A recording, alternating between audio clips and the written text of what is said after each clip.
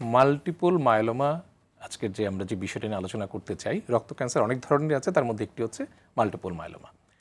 Multiple myeloma সম্পর্কে একটু আপনার কাছে জানতে চাই।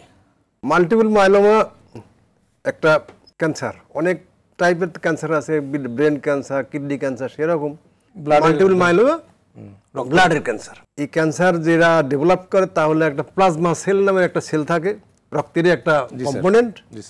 ডাব্লিউবিসি আরবিসির মধ্যে প্লাটিলেট কি বলে প্লাজমা সেল একটা সেল, ওই সেল থেকে যে ওই সেলের ক্যান্সার। আচ্ছা, অনেক ধন্যবাদ স্যার। ডক্টর সুরজিৎ সরকার তিতাস, আপনার কাছে একটু জানতে চাই, সেটা হচ্ছে যে মাল্টিপল মায়োলোমা, তো স্যার যেটা বললেন প্লাজমা সেলের ক্যান্সার, এই রোগটা হলে পরে কি কি লক্ষণ প্রকাশ পায় বা কি দেখলে একজন সাধারণ মানুষ বুঝতে পারে যে তার এই মাল্টিপল মায়োলোমা হয়ে থাকতে পারে? ধন্যবাদ। আজকের অনুষ্ঠানের যিনি সঞ্চালক তিনি নিজেও একজন বিশিষ্ট রক্তরোগ বিশেষজ্ঞ, বন্ধুবর ডাক্তার গুলজার, আমাদের সহ আলোচকবৃন্দ এবং আরটিভির দর্শকদের জন্য শুভেচ্ছা।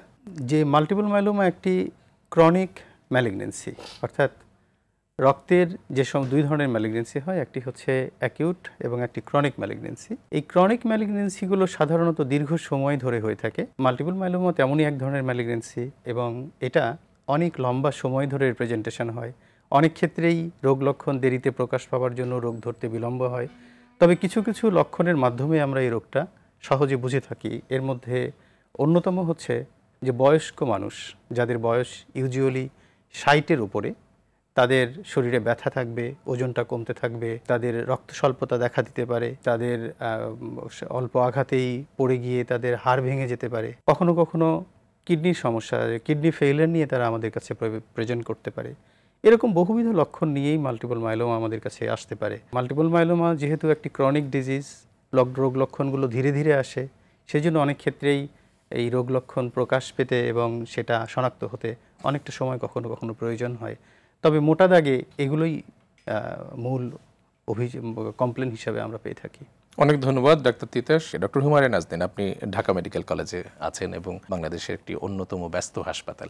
এখানে আপনারা মাল্টিপল মায়োলোমা রোগীরা সাধারণত কি প্রেজেন্টেশন নিয়ে আপনাদের কাছে আসে, কোন প্রবলেমগুলো সাধারণত বেশি আমরা দেখি? ধন্যবাদ এই সুন্দর প্রশ্নের জন্য।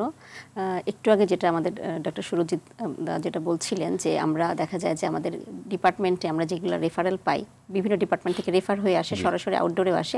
অ্যানিমিয়া নিয়ে একটা অনেক পেশেন্ট অ্যানিমিয়া নিয়ে প্রেজেন্ট করে, কেউ কেউ রেনাল ফেলিউর নিয়ে নেফ্রোলজি বা কিডনি বিভাগ থেকে আমাদের কাছে ট্রান্সফার হয়।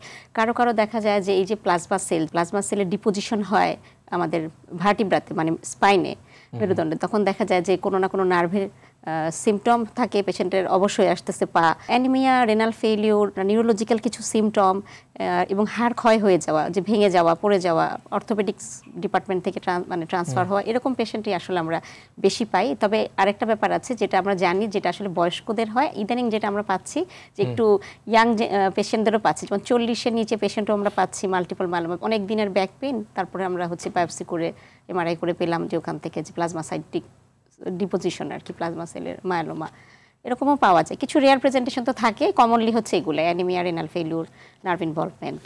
হ্যাঁ, এবং এটা যে ব্যাক পেন কিন্তু অনেক মানুষের আছে এবং মানুষ খুব সাধারণভাবে নেয় যে হ্যাঁ ব্যাক পেন আছে, ঠিক আছে, একটু ব্যথার ওষুধ খেলাম বা একজন অর্থোপেডিক ডক্টরের কাছে গেলাম। অনেক সময় দেখা যায় সে নিজেই ওভার দ্য কাউন্টার কোনো একটা ফার্মেসি থেকে ব্যথার ওষুধ এইসব কারণেই আসলে দেখা যায় মায়োলোমার পেশেন্ট, যেটা আমাদের আরেকজন বলছিলেন আলোচক, যে অনেক দিন লাগে, ক্রনিক ম্যালিগনেন্সি অনেক সময় লাগে ডায়াগনোসিস হতে, কারণ পেশেন্ট প্রথমে ইগনোর করতে থাকে, সময় ক্ষেপণ করে, ব্যথার ওষুধ খায়, সে ব্যথার ওষুধও তার রেনাল ইনভলভমেন্টটাকে, রেনাল ফেলিউরটাকে বা কিডনির অবস্থাটাকে আরেকটু খারাপ করে দেয়। সবকিছু মিলিয়ে কিডনি নষ্ট হওয়ার যে ব্যাপারটা, এটি আরো বেশি ত্বরান্বিত হয়ে যায় ওষুধের কারণে এবং এই মাল্টিপল মায়োলোমা রোগের কারণে। আমরা এইসব লক্ষণ নিয়ে তো আসলে পেয়ে থাকি। রাইট, তাহলে আমরা অন্তত দর্শকদেরকে এই মেসেজটা দিতে পারি যে কোমর ব্যথা হলেই যে উনি ব্যথার ওষুধ খাবেন, সেটা যেন মানে ডাক্তারের পরামর্শ ছাড়া যেন অন্তত সেটা না করেন।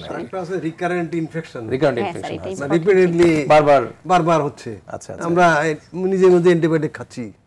হ্যাঁ, এবং এই যে বারবার ইনফেকশন সাধারণত লাংসে বা চেস্টে ইনফেকশনে বেশি। হ্যাঁ, এবং তখন দেখা যায় যে ওরা ফার্মেসির যারা ওষুধ বিক্রেতা আছেন তাদের পরামর্শ নিয়ে হয়তো অনেক সময় অ্যান্টিবায়োটিক খেয়ে থাকে।